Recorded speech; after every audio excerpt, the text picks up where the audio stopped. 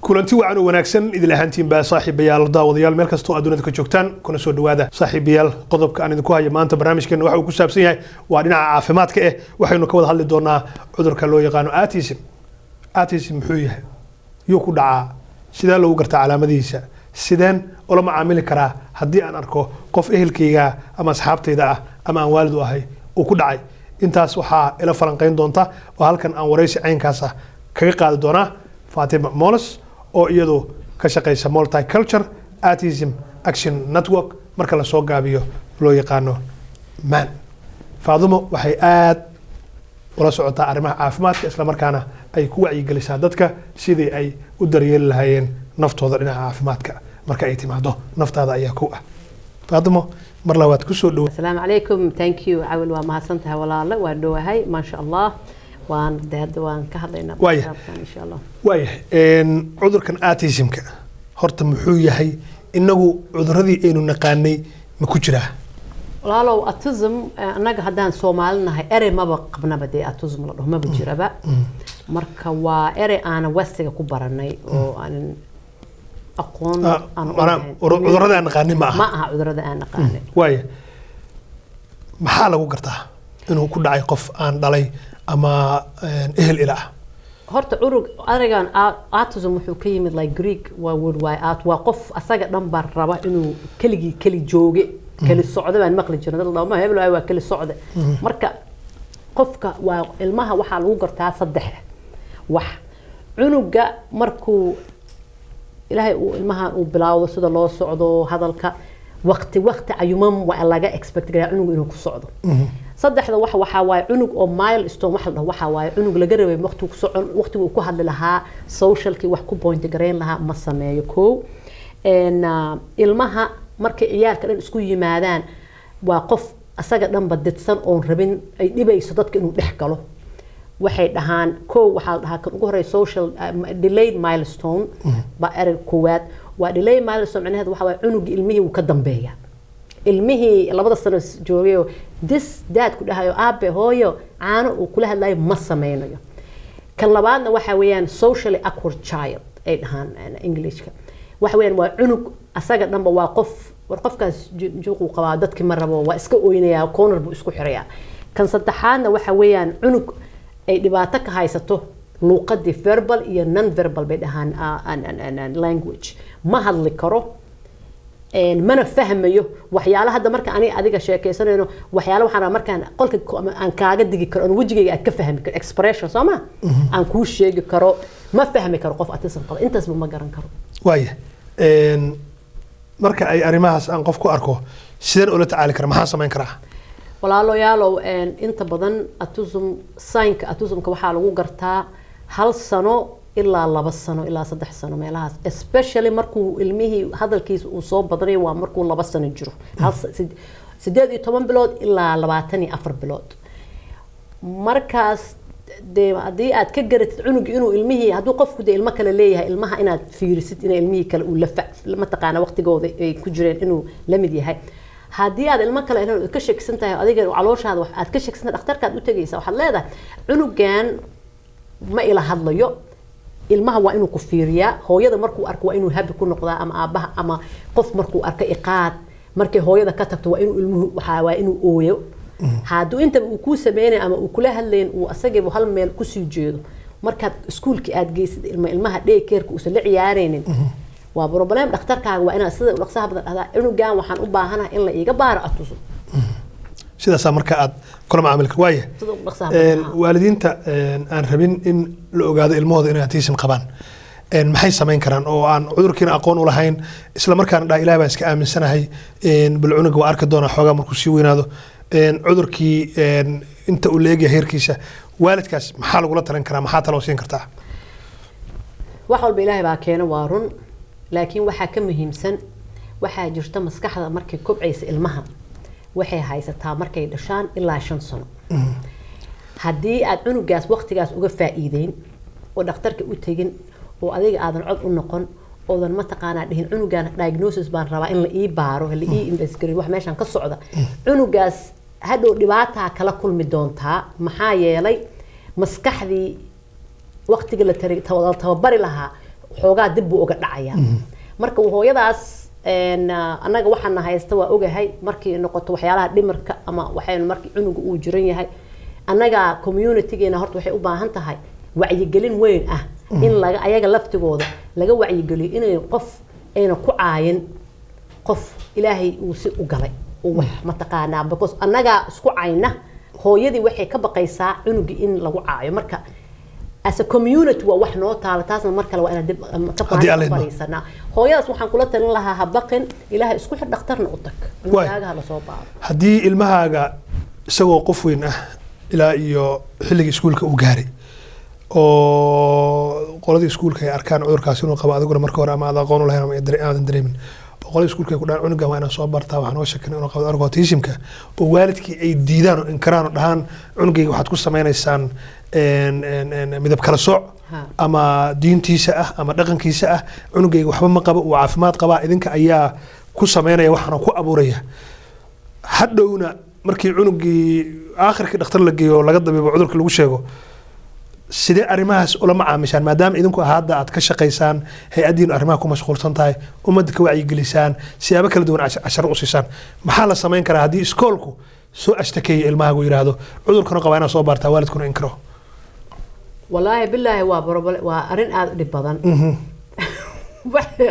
وكحما والله قصل وعواي يعني قصل على الحمان متقانا because أنا إذا الله اللي عنق بان قبا أتوزن قبا سجال سنة جرو المها مركي أي سكول كآذيان أو الم سكول هذا ما 5 سنة من 6 سنة 7 سنة أو هو يدن أي لا هاي أي ديدنت هاي ده سكول كوحويان حق وحوله إنه هدول وكدعوين كرا سكول كعنق اللي جسوا إريا adigana meel walba laga soo dugsi ma tii kartid dheekeer ma geen kartid qof ku haynaya male cunugan wuxuu qabaa dhaqan xumo oo maskaxdiisa ilaahay wuxuu u sameeyay qofka atusunka qaba maskaxdiisa si kale u waayar gareysan marka hooyadaas anagu waxaan taray gareynaa inaan ma taqaanaa la sheekeysano hooyadii inaan wacno يعني واردين كلام أوكينا واردين تا أو ما تقانا حوجا دنايل كجرون الله صوّع ما فهم وان لا شيء كيسنا أنا جا أتجا أما وارد كلا أتجا حنا أنا جا بوان قمنا الحمد لله وان قرن كرنا قف كاس ول كوجرة يقرأ عنك هو يد لفت كذا ترى ما هاي سته هو يد عن لفت كذا ولا يسمى بعصار ما فهم أنا جا هو يمكن وان اسكس عناية سيلف كير يو counseling mental health waxaas yaaba ka hadlaba marka saas aydan murugtaas ku jirto muqt marka wixii hooyooyinkaas anaga way tiraa inaan isku keeno anaga sheekeysano ma taqaana aan support gareeno marka sidaas waxaad u jooji marka idinku maadaama hay-adin la yiraahdo multicultural autism action network marka la soo gamaan loo yaqaano sidee la idin soo xiriiri karaa xagee degan tihiin sidee u caawisaan dadka waalidiinta xagee kula hadashaan maalmo miyaa jira aad bixisaan casharo ah sidii aad tababar u siin lahaydeen maamooyinka ama waalidiinta ay carruurtooda cuduradan qabaan walaalow anaga xafiis waxaan ku leenahay Brian Coyle man multicultural autism action network waxaan kulanaa arbacooyinka ugu dambaysa bisha waalidiinta website-na waan qabnaa manminnesota.org waan qabnaa waan soo gelin doonaa Somali American Network insha Allah contactigeena waan soo gelinaa website-keena anagana laga soo xiriiraa xafiisna waxaan ku qabnaa like I said training aan sameynana waa inaan maadaama dadkeena community-geena schedule-deena iska wareersan waxaan sameynaa qof waaridkan wacnaa qof walba marka u shaqeysaan isku aadinaa marka laakiin anagaan isku nimaadno shaah iyo sheeko aan sameeyno waa arbacada ugu dambaysa bisha hooyo walba waa iska kifaaxdaa sambuuskeena iyo qaxweena iska cabnaa waa isku ooynaa marna waa duceysnaa marna waa iska qaylnaa because anaga u baahan marka inaan isqil bixino dad waxaan wana ciisheysano cunugaagii ordaayo madaxa kugu dhufanaayo adoo sii jeedo والله بلا والله واحد يعني نحن مرة واسك قصرنا قصر كان واحد قصر قرير أنا ولا وصح وين ما حناق قرت الماء يودي عذر كان قبوي إنه حبت جيك وكسينا مركا أنا قلنا يا سودين الحمد لله هل كاس سكوني معنا أن واسعاونا مد والله مدك الواردين لقى مش هيك كان لد وناك سوا أوكي عذر كان ما واحد لو قد شاء بس ما واحد كده عذر ما كده شاء أما هذا قفير ما كده عكره إن كوكما دعي كره هذا قفوينا عذر كان و development واحد عي oo anagu aan hadda ilaa hadda la garan karin dadku waxay leeyihiin waa generics dadku waxay leeyihiin environmental cost garaysay cuntada miyaa yacni waxyaalo badan baa cost garayn karay dhahayaan dawladda dadka CDC hay'adda caafimaadka laguma adoo weyn kuma dhici karo ilmaha markuu yar yahay un baa la gartaa markaasaa la gartaa waa development markuu ilmaha soo kobcayo baa laga gartaa cudurka marka waxyaalo badan waliba communitygeena insha Allah waa inaan there's a lot of topics inaan ka hadalno ugu dambeyn waxaan rabaa in wax ku harsan baa jira rabto inaad ku darto والله أتوزم أنا عاولوا صومالي إنه كسوبت يعني ووح عن كقرة عن سنة هاي حدنا وح عن هاي أنا قدرت مسلمين عن هاي دد مذوب عن هاي المها أتوزم كلجو لا diagnose جري diagnose وحمرك المها الله تقترك وصوشة من الصوت استادي على سبيل وحواي شنجر إلى الحجر بان وضعنا هاي المهنة مركا هداي أن كل شيء عنق واحد مهم مسكح واحد كبعتها إلا مركو دش إلا شنجر عنقي مركي اخترك وصور شيء شنجر مالي دن سيرفيس بروفايدر دتك مالي علمي أتوسم كلوجل تريد قرين لها ويت ليست كله دكتوركي سايكولوجيست كان سنة تسوقي لح بلاد إلا سنة ماشي أتجين له هذا سنة إلا لو سنة تسوقي مرك بالك حسابتن عنقاس مركي وحلو بلا ما يقسم بيتونا وقت بجرس ديجر marka wallahi dhibaato badan anaga hadaan Soomaalina haystaan arka hooyooyin badan wada wareersan dhibaato haysata because service-yada xataa anaga lagu ciriirinaya because luqad ma naqaano ma fahansanin atuzumkiyana ma fahansanin xuquuqdeena ma fahansanin marka anaga waxa soo dhan og multicultural autism action every day waxaan la shaqeynaa waaridka 101 waarid walba problemkiisu soo qornaa telefoon iyo emailna la sameeynaa waxaan taraagreynaa cunugaas yarka asudii maanta wax walba xaquuqdiisa soo ku helina way cudurka marka maxaa daawo ah dadka Soomaaliyeed inta badan dabba isticmaalaan waad aragtay qaar cusbadiisa boosadeeda ilmaha gandil isticmaalaan waxyaalo waxa jira dhaqan ahaan aan iska aaminsanahay qayb walba waxbay ku dabiibta qayb baa Soomaali isaga qaada marka cudurkaani daawadiisa maxay tahay عاولوا waxaan u qoslayaa because waxyaalaha aad sheegaysa xataa waa soo maray mugti marka cunugayga atusumka lagu sheegay wax walba maxaan u sameyn karaa hatta waa 9 jir kuwa yar oo aan yar oo 5 jirkii 4 jirkayga waxay leeyahay ilaa thank you wax walba asagay siinayaan geesay ka marayaan because waxay ka baqayaan inuu qiimeeyo fahmi hooyada marka cunugeeda lagu sheego atusum wax walba cirka dhulka waan geynaynaa mana ilmaheena anaga ma give up kareyno hooyo atusum qabta hadaa aragtid kursiga uga kac cunugeeda uu qabo because dadka adag dadka karti badan iyo dadka ma taqaana ka dulqaad ilaahay ma abuurin ilaahay horta khayr hasiya wada duceeyno hooyooyinkaas ilaahay ilmooda waa caafimaad ilaahay ma caafimaad amiin tan labaad waa runta waxyaalo anaga waxa jira culture noo ah quraan meel marba waa saaranayna waa wadanka waa hawadan rabnaa vitamin D inay soo dhidaan waa waxaas laakiin waxa muhiim ah cunuga inaad dhakhtarka la tashid inaad treatment speech oo tii wax la meelay ku boobodaan lagu jimcinaa la geeyo ilmihi in laga la shaqeeyo behavior dhaqan xumadan qalooc xun inaan dhaho ma aha because Soomaaliga xoogaa dhaqan xumo ma ahana waa dhaqan xiga maskaxda xoogaa si gees markuu saa u baxay gees mutaqaan gees u baxay amal waa fahmi Soomaaliga waa sax weeye may waa si fiican ma u dhigtay ilmaha waa autism day treatment in la geeyo speech in la geeyo ilmihi OT in la geeyo sida hadalka loo baro sida qalinka wax loogu qorto loo baro sida loo cuntay loo baro dharka sida loo ilmaha waa in wax walba la baraa dharka sida loo gashto in loo baro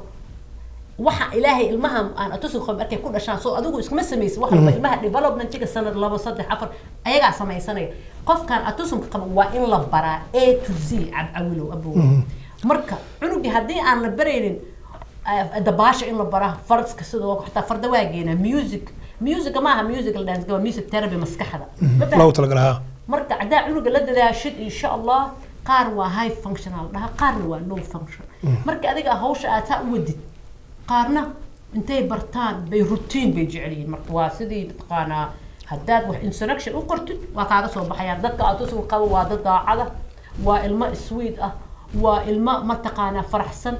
waa hooyo aabooda jeceliin runtana waa sheegaa ma yaqaanaan mardabo ما يقانان بين وادد داعد اسكو إلهي أمورتي وإلهي جعليها وأنه كله وادد intelligent كمبيوتر كاسو كوكر فرايا قف أتوسن قو من الدالان وانا دad taf oo shaqeeya waa dad very smart dad aqli ilaahay si marka waa in la dadaala waaba ka horeeya dadka misleeda inta qof oo adduunkan intervention Albert Einstein ninkan genius ka ninkan Apple-ka soo saaray Steve Jobs kulli waa Asperger's kulli atusmay wada qabeen marka anaga xataa community-geena Allah waa in laga faa'iideysto maaleeda ka faa'iideysana dadka atusmay qabeen xarumo weyn baan u furaynaa markaan ku tababarno saas soo fariisinayna ayaga laftooda wareysanayna ma sha Allah Fatima barnaamijkan waxaan filayaa in hooyooyin badan oo caawin doono dadka Soomaaliyeed ay ka wada hadli karaan bal wixii ku soo kordhay insha Allah taala hay'adan multicultural autism action network-na aan kala shaqeyn doono bal sidii anaga iyo bulshadeena aan isugu qancin lahayn wixii cudurka ee jira ee aan la dagaalami karno barnaamijkii aan kaga hadlaynay sidee loola tacaala autismka intaas ayaan kusoo gabagabeynayaa waxaa igala qayb qaadatay Fatima Molos oo ka shaqeysa ama ka tirsan hay'adda multicultural autism action network oo fadhigeedu yahay magaalada Minneapolis marka la soo gaabiyo loo yaqaan man barnaamijkan waxaa xiriirinayay isla markaana soo saaray anigoo ah Aawil Nuur Shire sidaas iyo nabadgelyo saaxiibayaal